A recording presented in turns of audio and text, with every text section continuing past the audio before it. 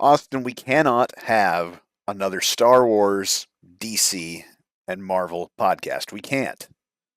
I don't know about that. I think we could. I think we need just takes the podcast where we just talk about everything. It would be fun for a while, but we can't. There are too many. I'll stay mad. It wouldn't be any fun. On today's show, which is Mini Takes podcast, where we talk about miniature wargaming and the hobby, etc. Our rundown is Sony, GTA, and 40K are all the same. We balance dispositions.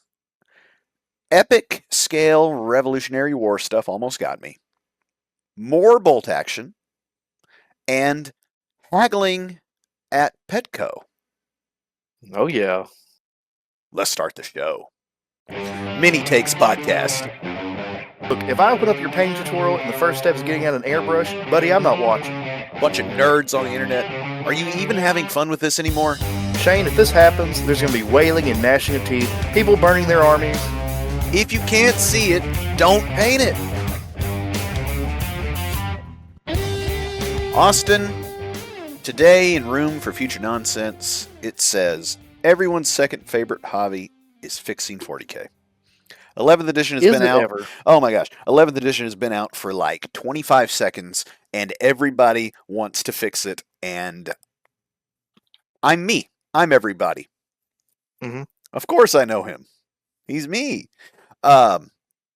So we'll get to that because in our Discord, you can join our Discord totally for free by clicking the link below.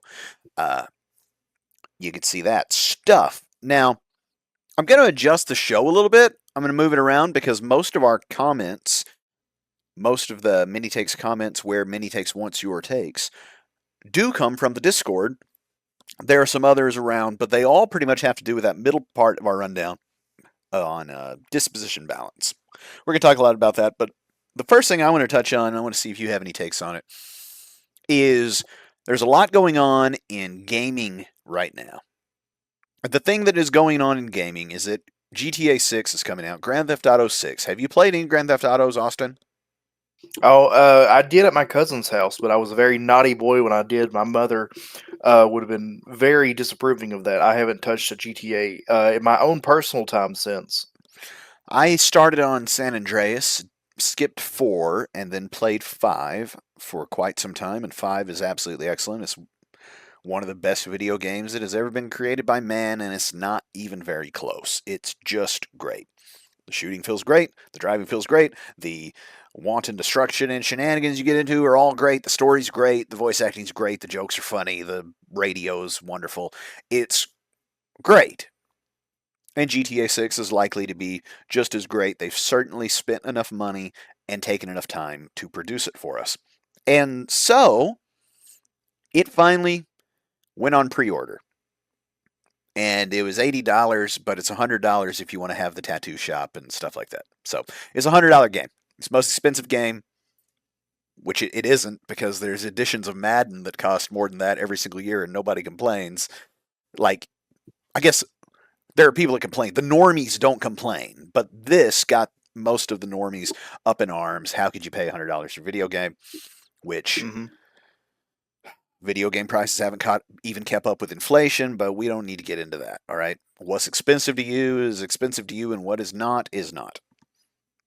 I want to talk about how people were pre-ordering a digital-only release. Okay? So there's no disc in the box. It's a download code. I heard about that. And I have some thoughts on that. This is not ultimately a video game podcast, but I'm getting to how this ties into 40K. So everybody's mad that people are buying nothing, in theory. They're certainly pre-ordering nothing. Like, I don't even really understand why you'd... I guess if you have $100 now and aren't sure if you're going to have $100 later, you pre-order it and it's paid for. You don't think about it. It's like Christmas when it comes around. Because I think it comes around about Christmas. Anyhow, shortly thereafter, Sony came out and said that the PlayStation 6... and their entire distribution model will cease to have physical media in the future. So there will no longer be a disc in the box or any place to go buy the box, okay? I just had to look up a PlayStation 6 because I don't know which one we're on. So I was like, We're on wait a second, five. did I skip a generation? No, no, I am so far removed from that, so I don't know. we're on five right now. It's really good. I mean, it's a home entertainment system. So a couple of things. There's been a lot of fallout. The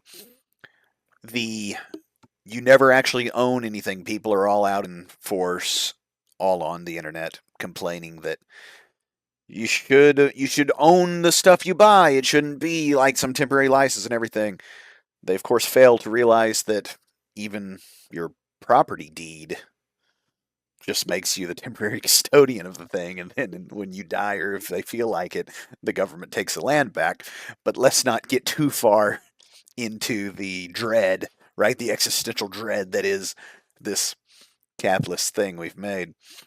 Um, but how does that have anything to do with 40K? You're probably screaming at your favorite podcast app. I'm with you. Well, there is some truth in this idea that the all digital thing causes there to be no real ownership of a thing, right? At some stage, your downloaded games will cease to function or you will cease to have access to them, right? Now, we could get into the realities that a CD-ROM does not have an infinite shelf life, right? But nobody, again, many people are shouting, hardly anybody's thinking very deeply about this.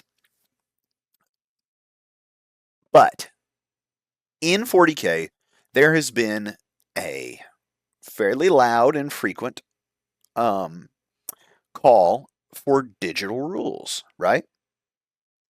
And Hmm. we have them Yep. now. We have the rules in the app, the core rules of the game. Austin, you've not spent $1 on 11th edition per se up to now, Nothing official. and you've got the app, so you've got the core rules to the game. You can play 11th edition 40K. Oh, really? That's Um, cool. I need to. you need to. It's good, but everybody's angry at Sony, at GTA, various other places. Steam is another one that a whole lot of people said, I'm not going to buy a PlayStation or any console anymore. That's the end of the console generation. I'm just going to play PC games. As if people are going out to the store, to that tiny section in Walmart, and buying their hidden object game on disc. Is that what you're doing? Yeah. I don't Buying think you hidden are. object and chess and checkers, Farmville cards. I'm going to say one more thing, particularly about this video game thing, and then I'm going to get on to my main point of this. I know it's been a long preamble. However, I want to see in the comments what you guys think about Sony going all digital, GTA not being a physical copy. Um, Guys, listen, I'm going to get close to the camera. I'm going to talk directly to you. Okay. If you're watching on YouTube, you can see I've gotten up cozy. We're talking. You and me. All right. These games have not functioned without their day one patch in the better part of a decade. If you had the game on the disc, it's not going to work. So this whole ship sailed a long time ago. But back to how this is a mini take. We now have 11th edition rules in the app. We've got all our scorekeeping. We've got everything we need to play digitally, which is what everybody wanted, right? You still have to buy a codex to unlock your stuff. ... Right? Austin, would you like to play 10th edition 40K? Oh, would I? Yeah, because it was good, right? We were playing it a month ago. Sure. Sure, Okay. whatever. Yeah. Yeah. How? Who knows? Do you Good remember? question. Vaguely. You remember all the FAQs and everything that was in the app? Because remember, all the core rules were in the app. The Leviathan core rulebook has been FAQ'd and changed quite a bit since this release, and that stuff. Do you have that book? I don't actually have that book. No, I actually never bought that book. I have the 9th edition book. We could play ninth edition. That sounds even better. Do you have the 11th edition book? No, I do not. Well, I don't either, but I was thinking, ooh, you know what? I've just realized that I've lost 10th edition due to 11th edition coming out. All of a sudden, 10th edition just disappeared from my ownership, right? My possession. I don't have it. I could maybe find it, but through like official channels, let's call it, where'd it go, right? They as well as walked in and took the book from my shelf and it's gone. And then I thought, well, you know what? Maybe I'll get the 11th edition core rules. But then I remembered, oh, wait, tons of those core rules are in the book referenced to be in the app. So we can't really have that either. And so my mini take is a little bit of a be careful what you wish for because we've got it now. The rules are digital. And if in 12th edition 40K they decide, we're going to do an alternating activation thing, it's going to be ham-fisted and there'll be a terribly obnoxious activation sync mechanic. It's going to take 17 hours to play because every time you move something, your opponent's going to go, ooh, yeah, ooh, right? You know, how all the alternating activation games go. Yeah. Well, we're going to have a hard time playing the game that we liked once they make that update.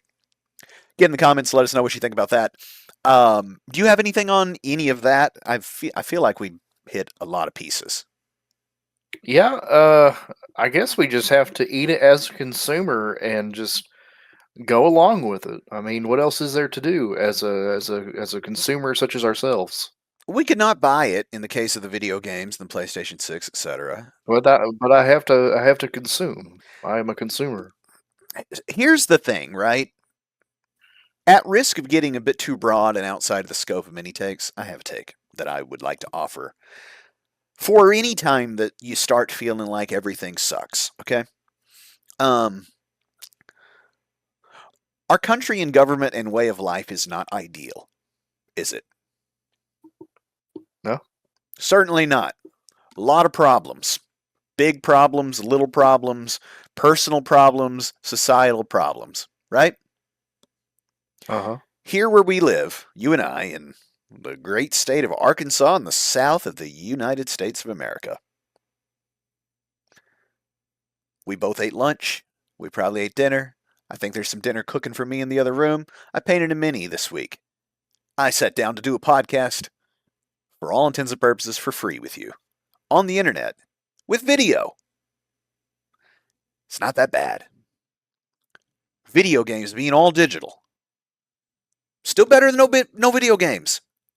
Am I advocating for being the frog in the hot pan, having the heat slowly creep up on us? No. No, that is bad. That is a thing wrong with society, personally, societally, etc., right? However, right now, that hot bath is quite soothing. And I look forward Yeah. to Grand Theft Auto shenanigans. And games of 11th edition 40K where where I don't have to flip through pages while I'm trying to keep all this crap in my head. Because the digital rules are kind of nice. But they might disappear tomorrow. And so we sit beneath the dangling sword of Damocles, waiting for the thread to break. We can always play 8th edition. We can play 8th edition. That one is in the book. And it's a thing. All right, mini takes once your takes, and so we're going to talk about disposition balance because in the infancy of 11th edition, we've got quite a bit of funniness going on with the dispositions. And the dispositions, if you do not know, are the 5 different, let's call it primary objective play styles for your list. They are decided during list building and then before you play, or they're included in list submission if you play it in a tournament, yada, yada, yada. Here's the thing. A couple of them, 2 of them, are quite a bit better than the rest. We're going to talk about it. Many of these comments will come from our Discord. I'm going to try to take them rapid fire because I've got some takes. What we'll do is I'm going to read it. I'm going to give a take. You're going to give a take. Then we'll move on. Okay. All right. I mean, you guys had a big discussion last night about it. There was a lot of back and forth on the Discord, and if you would like to take part in the Discord, once again, it is totally free to join. It goes down in takes, please, but also don't forget to post your minis in the bits box therein. You can also leave episode suggestions and everything else. But Discord member 021467 says, here's a take. Purge is simple, take and hold is simple. That's why people are embracing them. There's only so much brain power you can give to all these new rules. At least that's why I am drawn to take and hold. It's less to think about when learning a new edition. My take on that, very fair, good point. However, a whole lot of the sweaty meta folks are also looking at Purge and taking hold. And the reason why I saw an interesting uh, breakdown on this is that there are three ways that your models can interact, right? They can stand on stuff, they can fight other models, they can do an action, right? If you just take one of those out, then you can distribute that other 33% of effectiveness into the other two things, right? And Yeah. that's basically, there's obviously more to it than that, but that is what people are trying to leverage in the more competitive scene. And I think it's a shame because if everybody just plays the same dispositions, then we actually have less missions than we had in last edition where everybody was always playing the same mission. You got Hmm. anything on that? Uh, not. I think I really need to just play the game to get a handle on a lot of the disposition talk. Because until I get it going in action, it's kind of just a lot of theory talk and nothing on the boots on the ground kind of uh, ideas coming from it. It is a little bit, in my opinion, too, that a lot of this is theory talk still. I don't really Yeah. think that the community as a whole has played enough games to really be certain if these dispositions Mm, are in fact the best. I think that people have people have hive minded it and decided mm, that these are the way. And yeah. so the theory is leading more than the experience, I think, at this point, which who knows. Um, let's get some more though. Pansy over in our Discord says, if players are convinced some dispositions are more or less powerful than others, then I think they and their opponent should agree to roll randomly for each of their dispositions, one reroll allowed for each player. Now, this, I said, was a terrible take, and the reason why is because I've got a list right now that I'm looking forward to playing again, hopefully this week. That is Disruption, which is an action heavy one. And my list is a bunch Hmm. of dudes on foot that do battle shock shenanigans, okay? Yeah. I don't want any part of Purge the Foe or Taken Hold just because you do. Like Hmm. my Space Marines in regular power armor have no business standing in the middle trying to survive. So, like that's just crazy talk. Um, what do you think about that? Yeah, I think you guys had talked about it, but what doesn't work with that is kind of the list building mechanic of building around these dispositions because the dispositions will require a list built to play them to their full effectiveness. And if you're just rolling off, you're gonna have to take an all comers list every single time to make any of this work. Because if you do reconnaissance, that wants a bunch of fast moving kind of little units that can go around doing stuff, and that's not going to work if you build kind of for that, and then suddenly you got taken hold, and now you got taken hold of the land speeder. That's not going to happen. That's not going to work. Yeah, and it's such a non-starter to me because the entire reason the dispositions is cool is because it creates a scenario that I can have an army that does not look like your army. Now, if we were just Yeah, randomly rolling for disposition, then we have to build our list as a general purpose catch-all kind of thing, and then everybody just hope you get purge or whatever, right? yeah, And that's what we had in 10th, which was every every army's list was a bit of a monolith in that this is what this faction does. This is what my army rule leverages and dictates. And so this is how I build it to play what was every single card deck we had where we both had the same primary every time, whatever it was. And so yeah. all you would do is create a situation where everybody's got one list again, and that's not what we want. Um, Hmm. with that said, we can skip the next part because that's then where the discussion went. but I've got a little more. Um, I'm looking for it. Oh, somebody presented the idea that maybe you make your disposition based off your warlord, and I thought that wasn't a great idea because, let's be honest, most all character models slash things that certainly things that are required to be your warlord are just beat sticks, and so far as I can tell, everything is purge, right?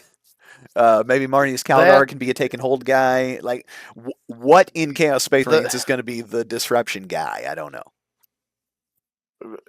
probably an Alpha Legion character. They'll be releasing this edition. That's just me bull crapping. But that philosophy is coming from an older mindset from something like 8th edition, 9th edition, where you would have the characters with character traits, and then that named character would be locked into a character trait. That's where that philosophy is coming from. It's kind of trying to bring in that game design into this edition.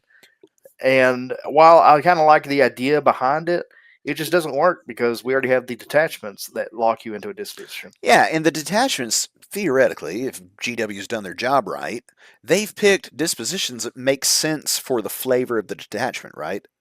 Like your Imperial Hmm. Fist, you know, stand in the ruin and get buffs detachment, I believe is a take and hold detachment, and that just makes sense.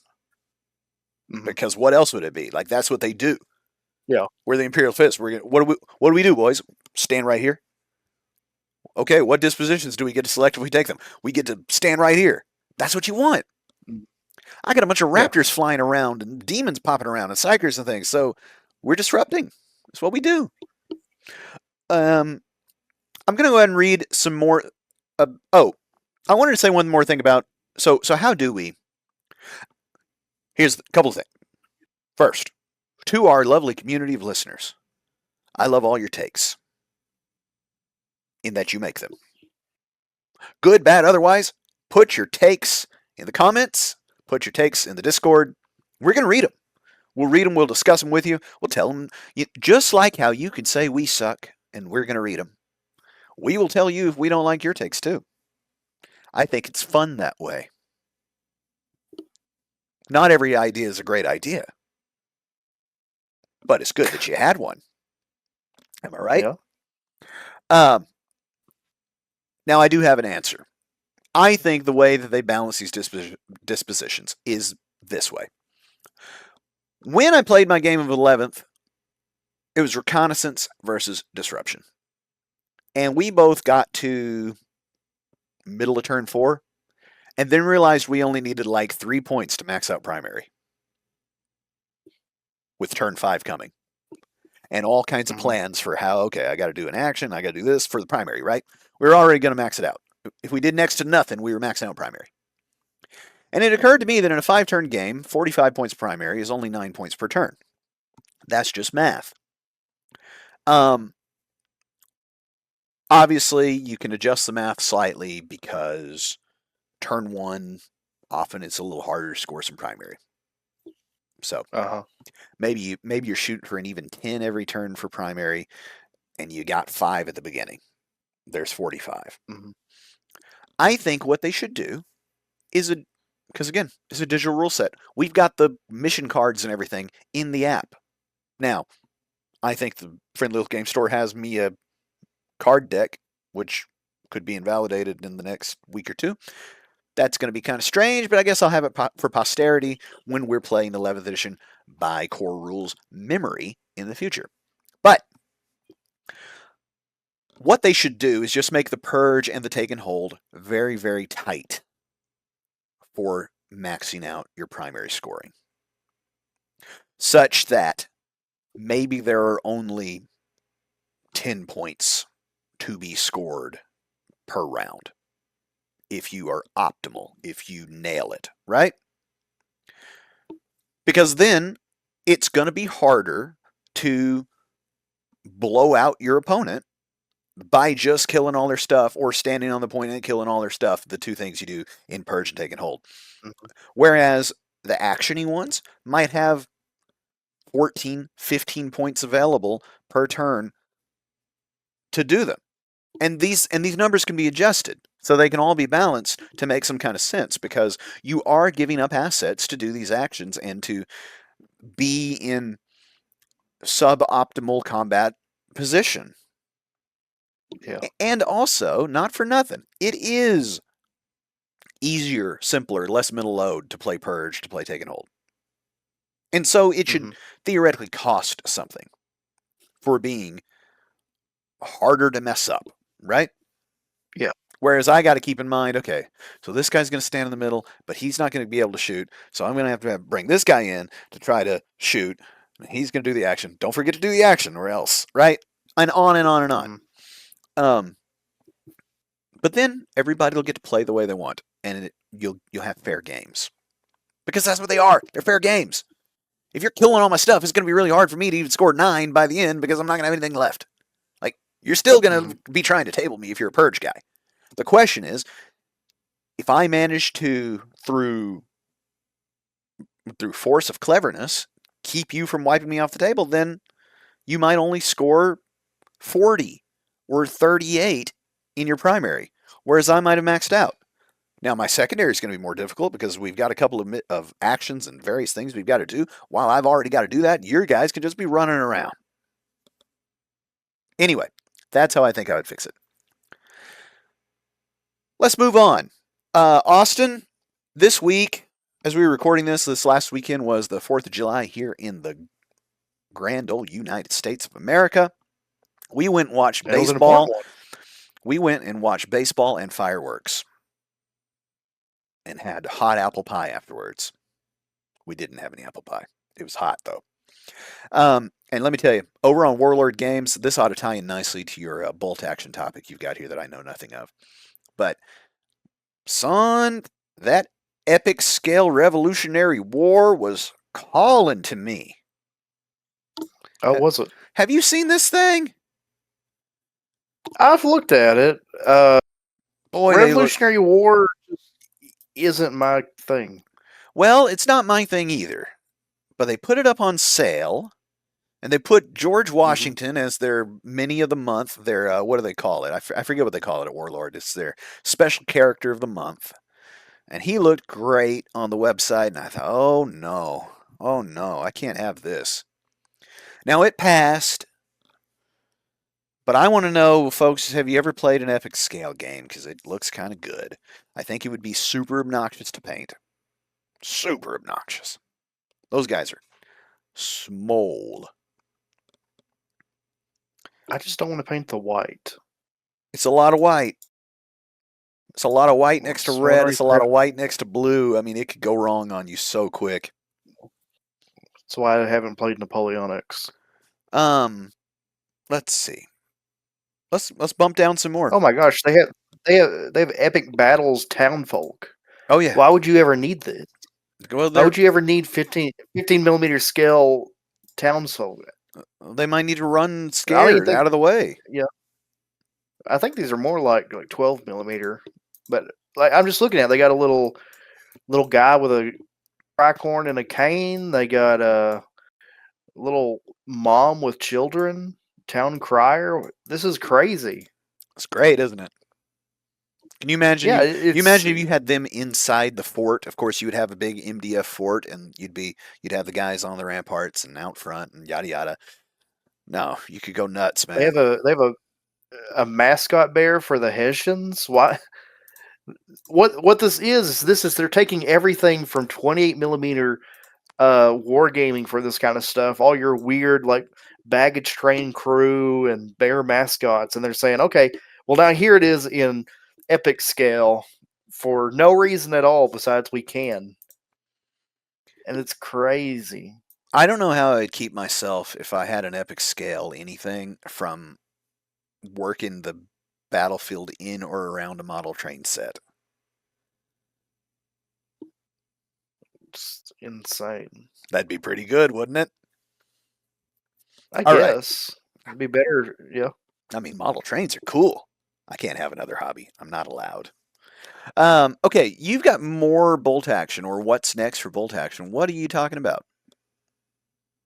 Well, just a second. I was looking at for the first time at this new Italian P40 medium tank.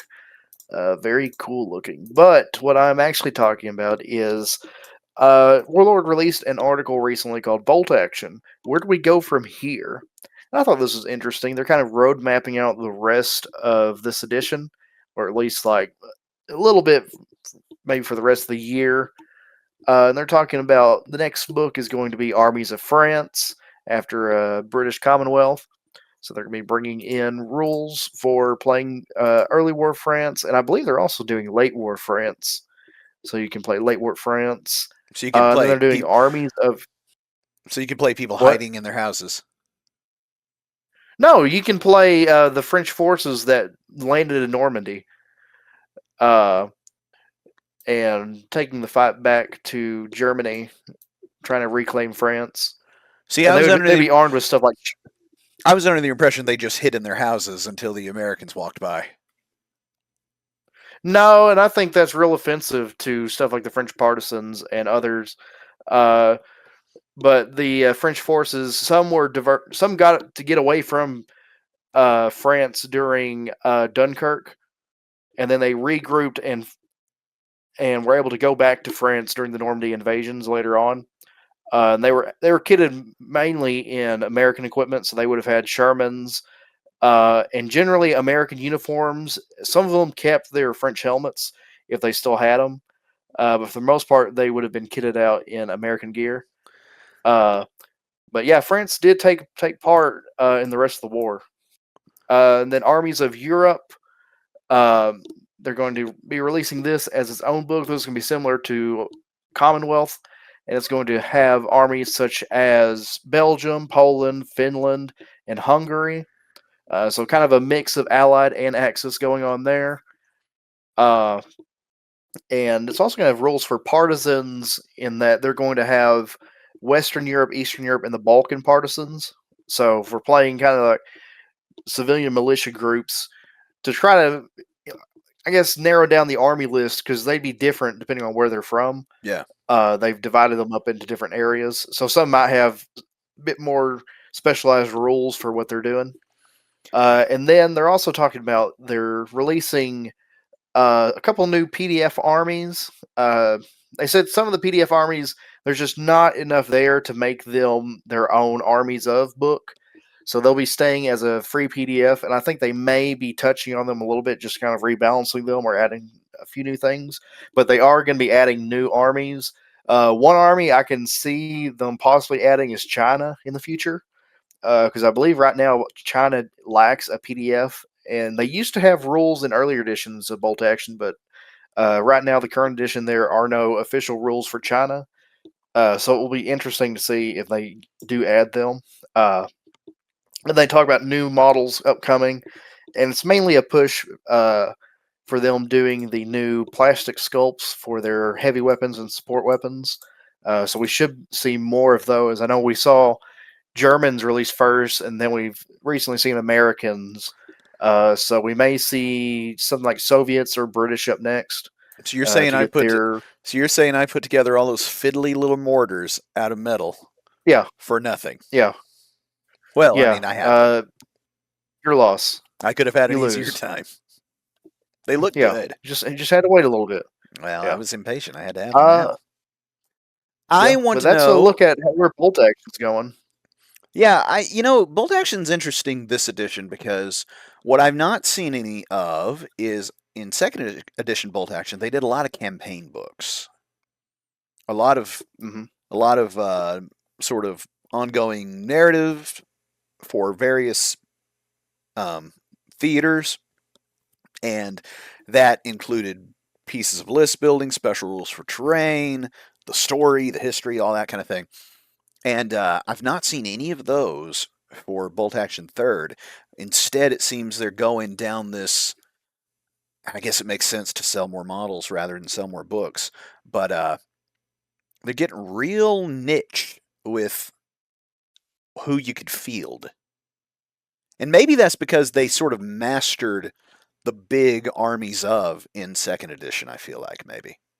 Because Hmm. these armies of books have come out quick and fast, and as far as I can tell, everybody has thought them to be excellent, from the artwork to the I wanted to say the lore, but it's the history, to the sort of units, the type of units that are included and the various flavor that you end up with, their rules.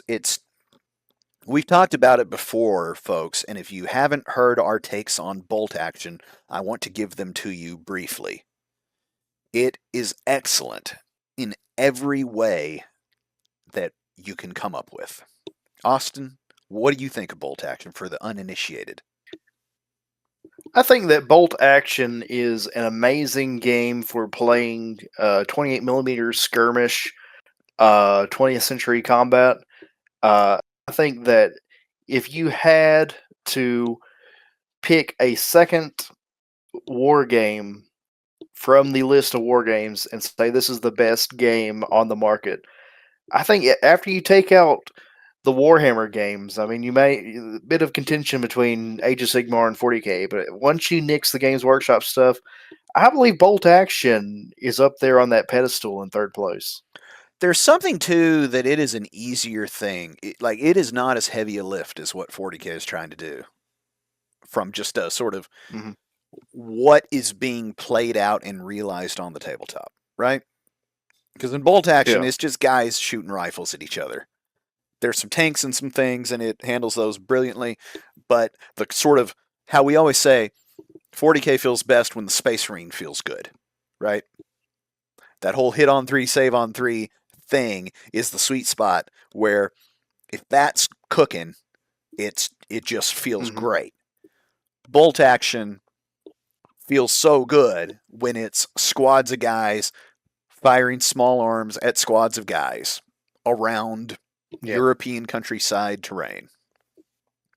And I think it better captures the thing that it is trying to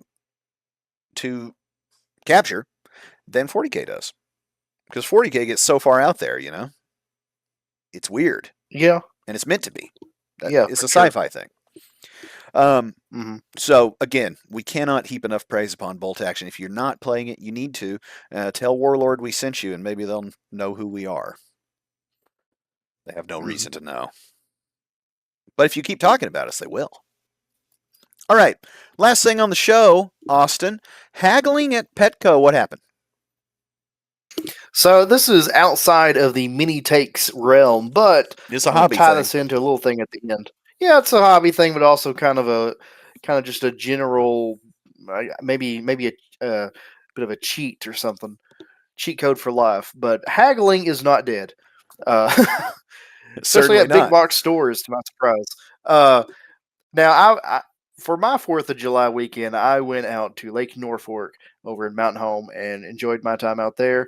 Uh, and while I was there, I saw there was a Petco, and I thought, I kind of want to see what they have there. I want to see if they have anything that we don't have here at home, uh, and see if I can go ahead and get that and see if it will survive the 3-hour drive back home. This would be an aquatic Uh, something. yeah, this would be an aquatic something, and it did. It did survive. There wasn't any issue with it. But when I was there, I noticed they had some dwarf seraph snails. They're little conical snails. They're not even an inch big. They're like so many centimeters long, little tiny things. But those, I've been wanting to get some more of those for my tank. I had some in my nano tank, but I had an issue with the tank, and it kind of wiped them out while trying to do some balancing. I had some issues going on there, but I need to get some more. And online, you can get I want to say you can get packs of maybe 50 or 100 for like 50 cents each, 25 cents. But the issue with that is like The it's survival nothing, rate is but when you poor. do no, it's nothing, but when you're dealing with doing like FedEx overnight shipping for like $50, it's like, well, this is like a $10 purchase, but I'm paying like $50 for shipping. Kind of the economics don't really work out there. Sure. So when I saw, well, it doesn't make sense for me. So when I saw they had these dwarf seraph snails at the Petco, I knew I had to get them, and they're a pretty common hitchhikers. So they probably got a shipment of corals or something else that just so happened to have them on there. They don't sell these snails at Petco. So they're just in the tanks, being hitchhikers, just freeloaders. They don't have an SQ code. They don't have anything.